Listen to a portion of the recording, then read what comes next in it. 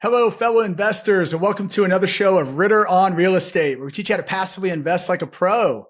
Today, my guest is Matt Picheny, and he's a real estate investor, coach, Tony Award winner, international speaker, and author of the #1 best-selling book, Backstage Guide to Real Estate. He's focused on developing passive income streams that enable investors to write their own story and choose how they want to spend their time. Matt has over 15 years of experience revitalizing and elevating communities through real estate investment, and he's invested in over 10,000 apartments nationwide.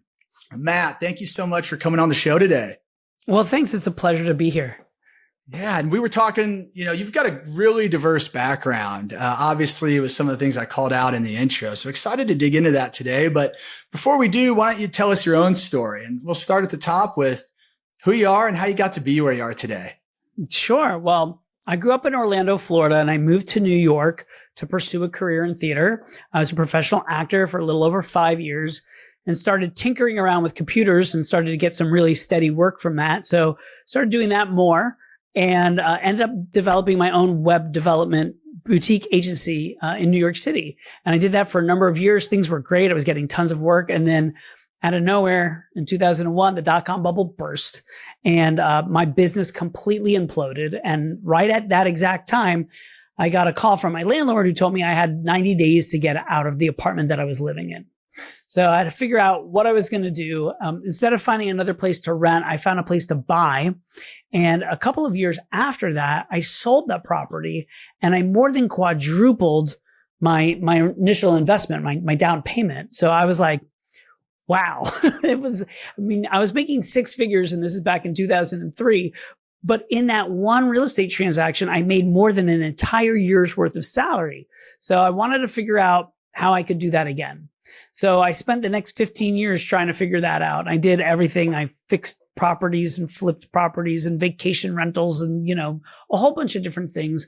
And then I came across real estate syndication, where, as I'm sure a lot of your viewers know, you can pool together resources and capital, and go after otherwise unobtainable assets, for individuals. And that had been the thing that was always holding me back from going bigger. So I started syndicating projects, and here we are today. That was 2016 when I started all of that. So here we are now, 9 years later. I've acquired a portfolio, as you mentioned. It's well over 10,000 units as a passive investor. But a portion of that are deals that along with being a passive investor, I'm also the general partner and putting those deals together and managing and running those. And that's almost 5,000 units at this point. Yeah, that's awesome. That's an amazing evolution from your one rental to now syndicating and being active and, creating value for all these investors. And, obviously that's kind of the dream scenario, right? You figure out the way to, find your own sense of financial freedom there, and allows you to do some other really cool things, right? Which, as you shared, include things that have led you to win a couple of Tony Awards, which I think is really unique, true. Right? And so you produced, right, Hamilton, Moulin Rouge. I'm not a producer on Hamilton. I did invest in Hamilton. So, it's interesting. Gotcha. The Broadway stuff is done very similar to real estate syndications, where you can have limited partners or investors in deals, and then general partners, the producers who are putting a deal together. So I've done both on Broadway. Gotcha. So yeah, we passively invested in Hamilton, which did exceptionally well. I'm going to say that was probably a pretty good return. Yeah, it actually has been incredible return. There's a saying, you can't make a living when it comes to Broadway, but you can make a killing. That's like a once in a lifetime kind of thing where you just, it really hit big. I mean, we loved it. It's a great show. I think it's brilliantly put together. Yeah. But also, the country just sort of embraced it and really liked it, and it's become part of pop culture, which I think is amazing. Yeah, what a cool thing to be a part of. Yeah. So investing and producing and being involved in a whole different side of the investing spectrum, right? I'm sure has taught you a few things that you've brought back into our world of real estate here. So I'm curious to just dig into that a little bit. What are some of these things you've learned from some of these different investment experiences that have influenced how you look at deals and opportunities? Sure. Well, I think that every investment that I do, I learn from. And I think, we should always be, when I say we, I mean, as humans, right? We should always be learning and trying to grow. And so, it's hard to pin it down to just one or two different things, but I think everything kind of has grown upon each other. I started off, my first investments that were in a syndication, if you will, was a one theatrical production that I invested in. And I didn't even know that real estate syndication existed at that time. I just knew there was this paperwork and it was this 506C thing that I was filling out. I didn't know what it was. Mm-hmm. And then I started to hear about real estate syndication. I went and started to learn about it. And I was like, oh, wait, this is just like the Broadway stuff. So that was very interesting to me. I never really started by the time I got to a point where I was like a producer or co-producer on the Broadway shows, I had already at that point done real estate investing as a syndication. And so over time, I've just kind of done, a property or two and then a show and then a property or two and then a show. I mean, my 9 to 5 is doing the real estate work and being involved in that. The theatrical stuff has a lot of risk involved in it. I've heard a statistic. I don't know if it's true, but the statistic I've heard is that 80% of the shows on Broadway do not recoup their initial investment. So they lose money. So, you have to be very, very careful when you do those things. Now, you can take a calculated risk. When I look at shows, everything that I do when it comes to the theatrical stuff in conjunction with my wife, who works full time in the Broadway theater world. And we really look at three things. And it parallels the way that I look at real estate. There's a lot of similarities between the two. So the first thing that we look at when we're passively investing in Broadway or in real estate is who's the person who's putting the deal together, right? Who's the sponsor or the co-sponsor or the producer or the co-producer? Who is the person in charge?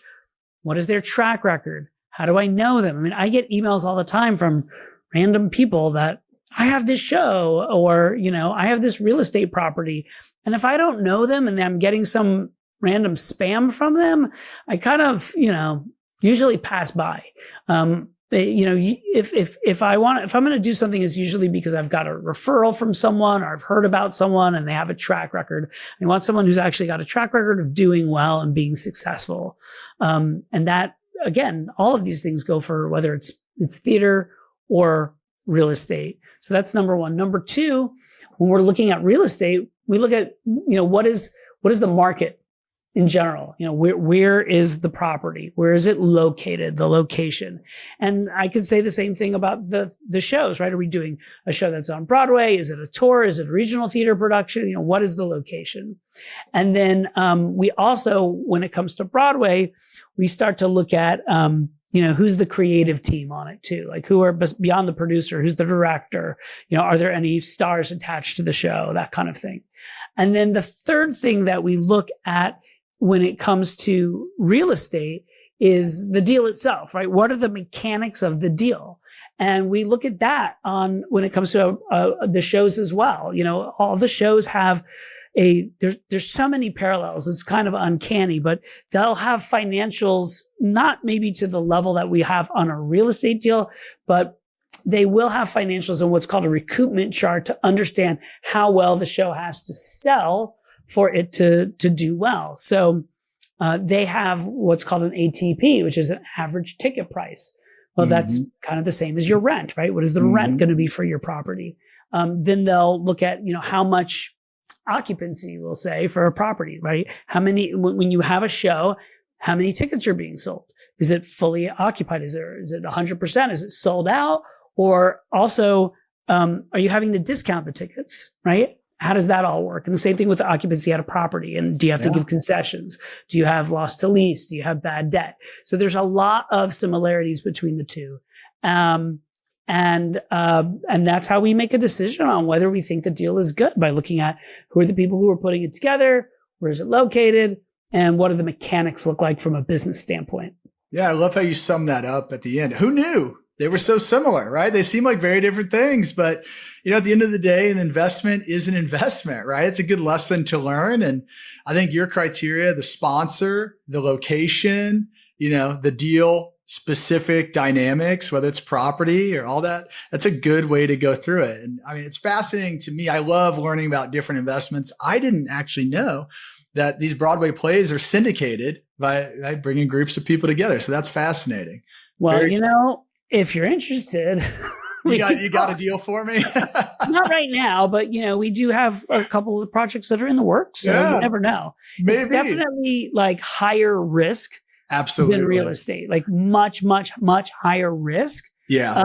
But if you're passionate about the arts, or if you're passionate about the subject of what that show is about, it can be a nice thing to do. Yeah. Well, I love even the way you say that. I mean, you're obviously being very upfront about the risk profile, but like you said, the real estate's like your 9 to 5. That's your foundation that really pays the bills, which is how I think about real estate in any investor's portfolio. Is, I will tell people, and if you look at the richest people in the world, you look at endowments, you look at their asset allocation, many of these people have somewhere between like 20 to 40% of their portfolio in real estate. And I think that's because, as I view real estate, as kind of this foundation for a diversified portfolio. The way that we do real estate, right? This occupied value add deals where they're cash flowing, right? And you really, because they're kicking off cash, because they're relatively low risk on the spectrum of investments, right? They're relatively low risk. Got a cash flowing business. It's been cash flowing for a long time.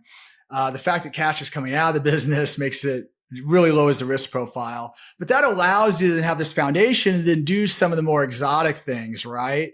Whether it's invest in startups and tech companies, or it's invest in Broadway plays, whatever your flavor is, where your passion lies. Then as an investor, you can take maybe, 5 to 10% of your portfolio and take a couple flyers. Cause like you said, maybe 80% don't make it, but then 20% might hit a home run. And so I just think it's, as long as we're realistic about where the risk is, I mean, there's nothing wrong with taking a piece of your portfolio and putting it where your passion lies, or taking a few flyers on something that might hit it big. So yeah, maybe there's some Broadway in my future. Who knew? Well, Matt, obviously very fascinating to talk about your theater experience, but you also have a lot of experience in real estate. And so we think about investing in 10,000 units. I think, correct me if I'm wrong, what'd you say, about 5,000 of those were passive, another 5 were kind of on the active side? Is that right? Yeah. It's actually grown since then, but yeah, it's almost 5,000 on a passive, on the, as a general partner. Yeah. So you've got both sides of the fence of experience, which I also think is interesting to hear from people, and, I'm curious, with all that experience, over 15 years or so, when you're looking at deals, I'm curious if you have an example. Like, I love lessons learned, right? Because I think that's the best way we learn. We learn from the things that don't always go exactly as planned. And, we always have these deals that, they look great on paper, and maybe it wasn't anything we could control. Maybe the market moved against us. We all experienced that in 23 and 24 with interest rates and inflation. But I'm curious if as you've come out of some of these experiences, talking about some of your strategies on maybe you even have a couple examples on this didn't go exactly how we expected, but this is how we pivoted, and we were able to get where we need to go at the end of the day. Help our investors on the line here understand and learn from your experience. Sure. I have never had a deal that has gone as planned, right? We put together. Say something else. I thought you were going to say, I've never had a bad deal. I was like, this is the wrong place to be. No. I've never had a deal go as planned. For sure. So we have, we put together a pro forma based on the information that we have at that time. We use as much data that we can collect, and we look at historically what has happened in different markets, different properties, and try to do our best, at guessing what the future is going to look like. But nobody can accurately do that. If I could, I would, I don't know what, but you wouldn't be here. No, I still would be on your own island, actually, doing this. But I hear you. And so it's hard. We have had deals where, we've had the wind at our backs and have done exceptionally well. The best deal that I've ever done is we had a deal where we just about doubled investors' money in 2 years, which was like phenomenal. Okay. I've also had some losers, right? Just like we have in the Broadway, we've had some winners and some losers. Sure. And from each of those things, I think you learn a lot of lessons. The lessons that I've learned really are, I think, I know that your audience tends to be more passive investors. So I think as a passive investor myself, so I'm passive, and the reason why I said it's grown a little bit. It's over 7,000 units now that I've, not all current, because some of them, sold, which was great. Some of them we lost, which was not great. That wasn't my fault. That was those sponsors' faults. But the things that I've learned, a lot of them are things for general partners, right? Like, for instance, how and when to talk to the bank if your property is getting into trouble, and how to handle that, and how to talk with investors. Because we've had deals that we've had problems, and we've had to talk with banks, and we've had to talk with investors. And I've learned about that firsthand, and maybe haven't even made the best decisions on some of those things that I've done in the past, but have learned from them and know how to handle it myself if I get into those situations again.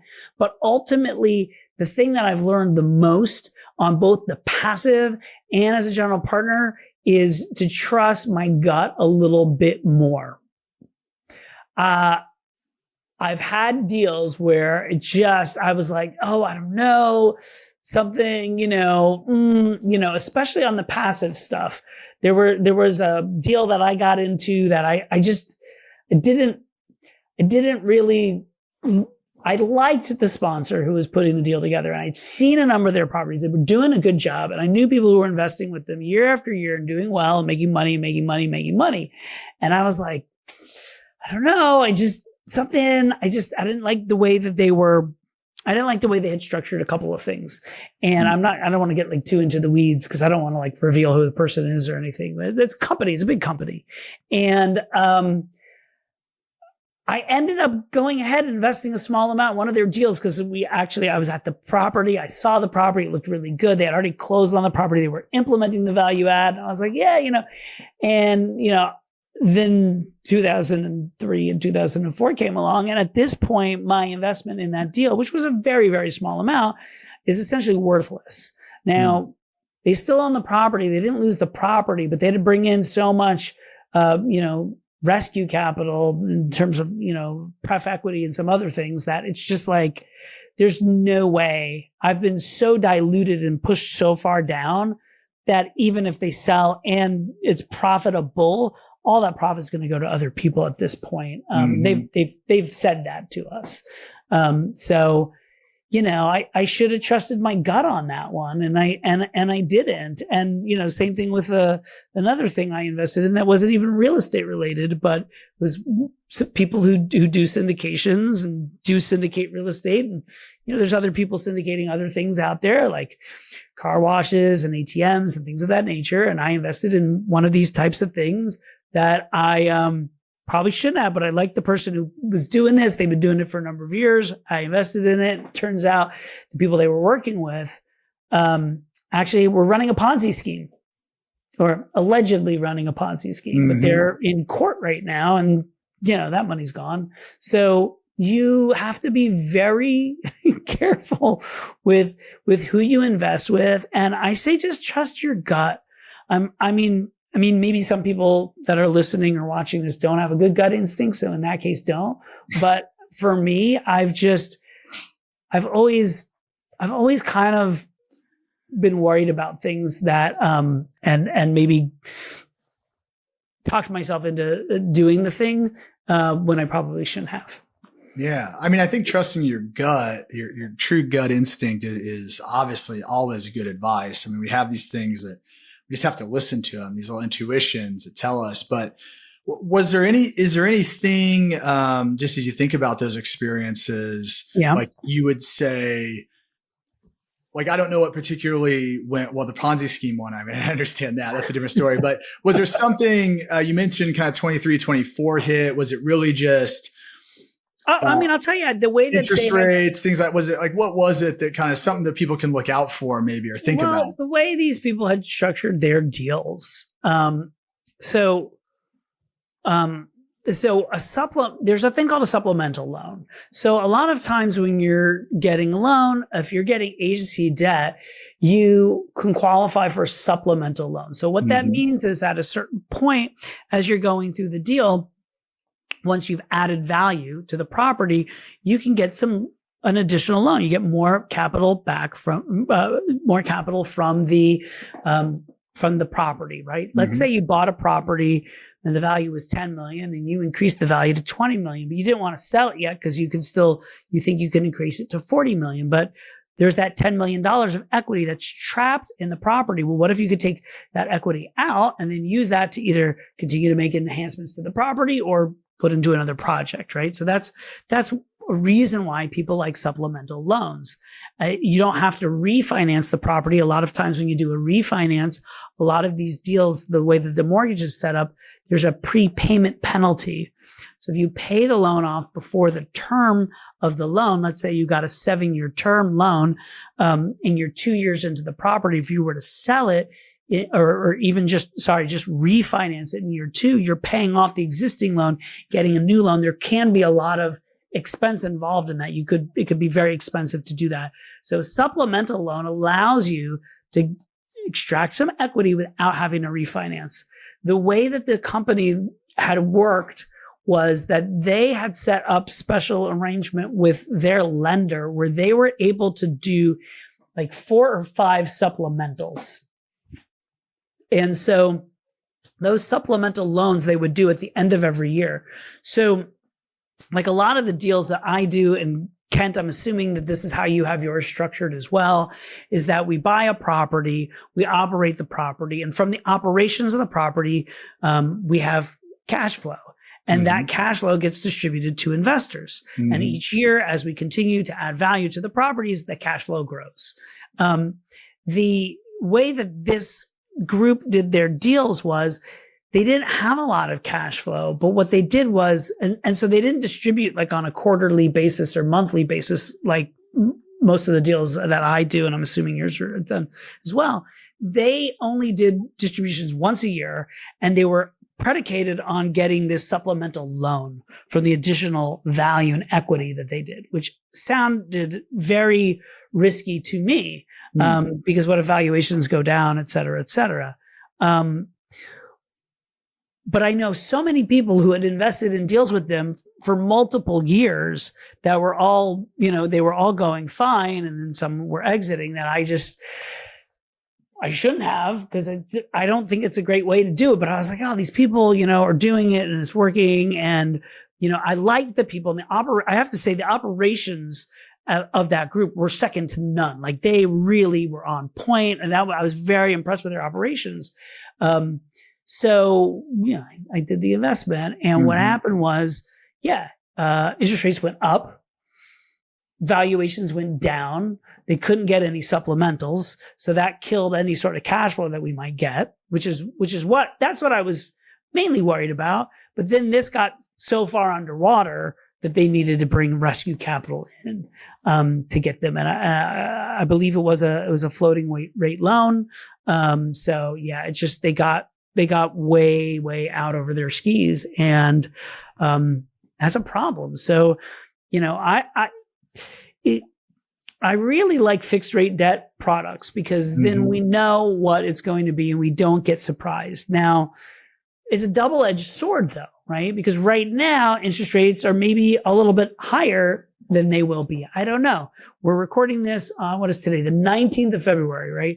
I'm sorry, of September. I don't know why I said February. 19th of September, 2025. You got it. Now, 2 days ago, I think it was the Fed lowered rates. They That's lowered right. rates by 1/4 of a point. Guess what? Rates for real estate went up. I mean, I haven't gotten a new quote on any commercial stuff, but I do know that residential real estate loans went up a tiny bit, but went up. And the last time they lowered rates was about a year ago. I think it was November or December of 2024. And when they lowered the rates then, guess what happened with residential mortgage rates?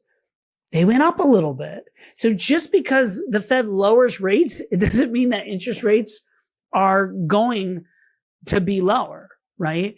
But I will say this, it looks like we're probably, we're the interest rate environment that we're in right now is average, right? Let's say we're in an average interest rate environment. Now, a lot of people think that they're gonna go down, not maybe a lot, but some certain amount over the next year or two, right? So if you buy something and you get fixed rate debt right now, you might be worried that interest rates are going to go down. So maybe you want to get floating rate debt because then as the rates go down, you're going to be paying less on interest. So that kind of seems sort of plausible. Now, if you went ahead and you could say, well, let's just get fixed rate debt. And then, hey, if rates go down, we can just refinance in another year or two. But you really can't. Because you're going to have a prepayment penalty on your loan. So you're going to have to pay. So it's not going to make sense. So, the whole interest rate game is crazy. What I like to do, I like to find a deal, whether I'm investing as I'm a general partner or a limited partner. It's a deal with fixed rate and the numbers work now and they work until, the 5, 7, 10 year, whatever the exit is that's planned.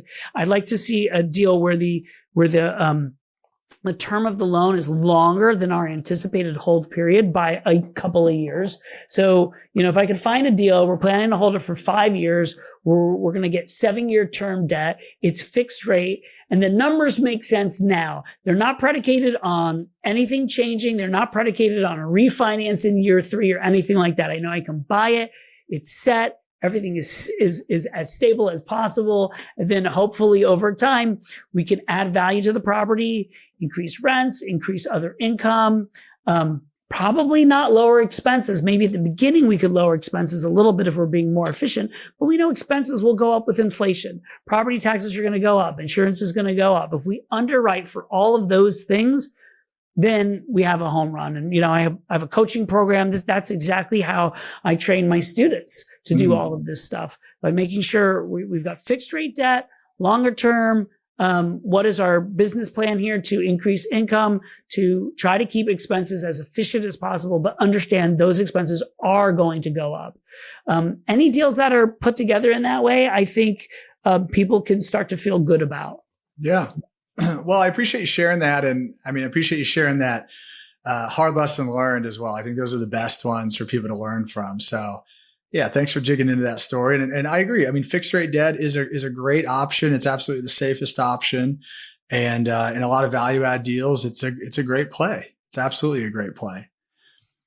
So Matt, one more question for you. I was curious, listening to you talk and hearing some of the other interviews you've done, you have this theme and thing you talk about, purposeful investing.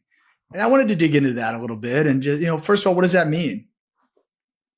I'm a big proponent of making, reinventing property ownership as something that's positive for communities.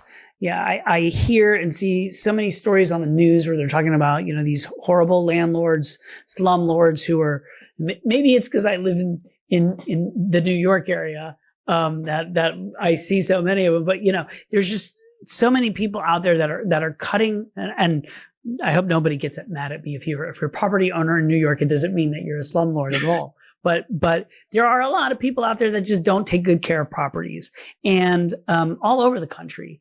And those are the ones that get the press. They're the ones that get light shined on them. Mm-hmm. And I think more and more we're seeing a push to regulate things from that way. You know, when the previous administration had put out, a White House had put out these guidelines for a renter's bill of rights. And I think it's important that renters have rights and are taken care of well. But I think that if we as property owners can do that on our own, there's no need for any sort of governmental agency to come in and dictate what we can do. Because a lot of times when they do that, it's not in the best interest of the property owners or the actual tenants. You know, I'll get on my soapbox for just a second when it comes to New York City and rent control. Rent control and rent stabilization can be terrible things depending on how they're implemented. The city of Boston figured that out several years ago. They had rent control in place, and what they found out was that it wasn't doing what they needed, which was creating more housing and more housing that was affordable and that was kept up well. And what we're seeing here in New York right now, what I'm seeing is property owners that are not taking care of their properties because they're not able to make any money. They're not able to make any profit. And in some cases, they're underwater. Mm-hmm. So, you know, there has to be a profit motive for everybody involved and still provide good, clean, affordable housing. And that's what I'm very, very interested in doing. Every deal that I do has to be a win-win, where tenants' lives are being improved and where actually it's a win-win-win, because I also want to make life better for the staff that work at the properties. And for the investors. I mean, there's a profit motive here. This is not a charity, but I think that you can do well by doing good. And that's very important to me when it comes to real estate and also when it comes to theater, you know, and other investments that I do. The theatrical projects that I invest in are ones that have messages behind them that I really believe in, that I think that are important to share with the world.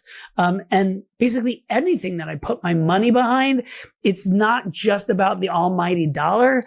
There's definitely a profit motive. I definitely want to make money, but I think that there are other things that I've had opportunities to invest in where I feel like I could have made money, but it just didn't philosophically sit right with me. So I just didn't do it. Yeah. So what are some of the concrete steps you take to like build that into your deals to make sure you really make an impact there?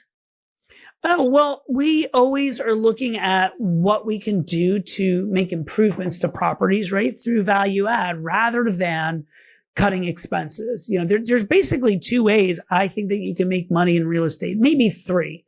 Maybe there's a way where you just buy a property and hold on to it and just keep your fingers crossed and hope something happens. But the way that I've seen people do it is you either cut expenses down to the bare minimum. That's what you might call the slumlord, right?